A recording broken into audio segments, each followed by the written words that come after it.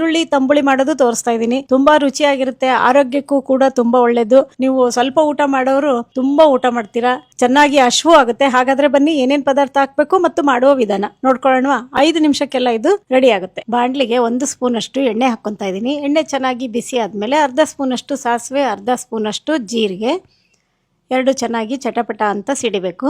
ಈ ತರ ಆದ್ಮೇಲೆ ಒಂದೇ ಒಂದು ಹಸಿಮೆಣಸಿನ್ಕಾಯಿ ಉದ್ದಕ್ಕೆ ಸೀಳಿ ಇಟ್ಕೊಂಡಿದ್ದೆ, ಅದನ್ನ ಹಾಕೊಂಡಿದ್ದೀನಿ. ಹಾಗೆ ಒಂದು ಹಣ್ಣು ಮೆಣಸಿನ್ಕಾಯಿ ಅದನ್ನು ಸೀಳಿ ಇಟ್ಕೊಂಡಿದ್ದೆ, ಅದು ಹಾಕೊಂಡಿದ್ದೀನಿ. 2 ಥರ ಹಾಕೊಳ್ಳೋದ್ರಿಂದ ರುಚಿ ಚೆನ್ನಾಗಿರುತ್ತೆ. 1 ಕಡ್ಡಿ ಕರಿಬೇವು ಇಷ್ಟು ಹಾಕ್ಕೊಂಡು ಚೆನ್ನಾಗಿ ಕೈಯಾಡ್ಕೊಳ್ಳಿ. ಹಾಗೆ ಅರ್ಧ ಗೆಡ್ಡೆಯಷ್ಟು ಬೆಳ್ಳುಳ್ಳಿನ ಜಜ್ಜಿಟ್ಕೊಂಡಿದ್ದೆ, ಅದನ್ನು ಹಾಕ್ಕೊಂಡಿದ್ದೀನಿ. ಬೆಳ್ಳುಳ್ಳಿ ಜಜ್ಜೋದ್ರಿಂದ ಒಳ್ಳೆ ಫ್ಲೇವರ್ ಬರುತ್ತೆ. ಸ್ವಲ್ಪ ಶುಂಠಿ ತುರ್ದು ಹಾಕ್ಕೊಂಡಿದ್ದೀನಿ. 1 ಸಣ್ಣ ಈರುಳ್ಳಿ ಈ ಥರ ಉದ್ದುದ್ದಕ್ಕೆ ಸೀಳು ಹಾಕ್ಕೊಂಡಿದ್ದೀನಿ. ನೋಡಿ, ಸೀಳಿರೋ ಈರುಳ್ಳಿ ಹಾಕ್ಕೊಂಡಿದ್ದೀನಿ.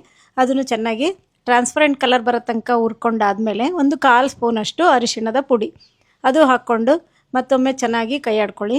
ಒಗ್ಗರಣೆ ಜೊತೆಗೆ ಚೆನ್ನಾಗಿ ಬೆರಿಬೇಕು. ಇನ್ನೊಂದು ಟಿಪ್ಸ್ ಹೇಳ್ತೀನಿ ನೋಡಿ, 4 ಸ್ಪೂನು ನೀರು ಹಾಕ್ಕೊಳ್ಳೋದ್ರಿಂದ ಒಗ್ಗರಣೆಗೆ ಚೆನ್ನಾಗಿ ಕೈಯಾಡ್ಕೊಳ್ಳಿ. ನೀರು ಹಾಕ್ಕೊಂಡು ಕೈಯಾಡ್ಕೊಂಡ್ರೆ ನಾವು ಹಾಕೋ ಮೊಸರು, ಹಾಲು, ಆಮೇಲೆ ಮಜ್ಜಿಗೆ ಯಾವುದು ಒಡೆಯೋದಿಲ್ಲ. ನಾವು ಹೆಂಗೆ ಹಾಕಿರ್ತೀವೋ ಹಂಗೆ ಇರುತ್ತೆ. ಈ ಥರ ನೀರು ಹಾಕ್ಕೊಂಡಾದ್ಮೇಲೆ 1 ಬೌಲಷ್ಟು ಮಜ್ಜಿಗೆ ಹಾಕ್ಕೊತಾ ಇದ್ದೀನಿ. 1 ಬೌಲು ಅಂತಂದರೆ ಒಂದು ಅರ್ಧ ಲೀಟ್ರಷ್ಟು ಮಜ್ಜಿಗೆ ಹಾಕ್ಕೊಂಡಿದ್ದೀನಿ. ಬೇಕಾಗುವಷ್ಟು ಉಪ್ಪು ಹಾಕ್ಕೊಂಡು ಚೆನ್ನಾಗಿ ಕೈಯಾಡ್ಕೋಬೇಕು. ನೋಡಿ ಎಷ್ಟು ಚೆನ್ನಾಗಿ ಕಾಣಿಸ್ತಾ ಇದೆ.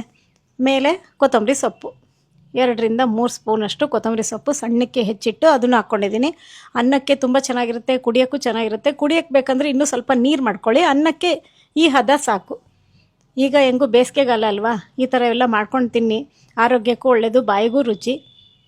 ನೋಡ್ಕೊಂಡ್ರಲ್ವಾ, ಈರುಳ್ಳಿ ತಂಬುಳಿ ಸೂಪರ್ ಆಗಿರೋ ಆರೋಗ್ಯಕರವಾದ ತಂಬುಳಿ ಮಾಡೋದು ತೋರಿಸಿದ್ದೀನಿ. ಇಷ್ಟ ಆಗಿದ್ದರೆ ಲೈಕ್ ಕೊಡಿ, ಶೇರ್ ಮಾಡಿ.